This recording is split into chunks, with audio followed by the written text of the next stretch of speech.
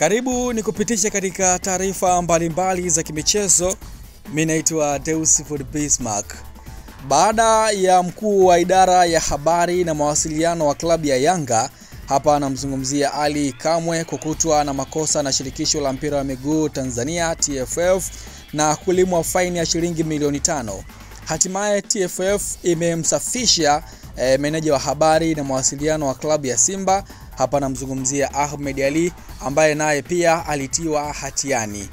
Ahmed Ally alishtakiwa na secretariat ya TFF akituhumiwa kwa kosa la kuchochea umma kwa ujumla, kinyume na kanuni ya 73 ibara ya 4 ya kanuni za maadili ya TFF toleo la mwaka 2021. Lakini baada ya kupitia maelezo ya pande zote husika pamoja na vielelezo vilivyowasilishwa mbele yake, kamati ilibaini kuwa hakuwa na ushahidi wa kutosha kumuingiza hatiani kwa kosa aliloshtakiwa nalo na imemwachia huru. Pengine maoni yako ni yapi? Tuandikie hapo kwenye upande wa comments. Mimi naitwa Deus von Bismarck.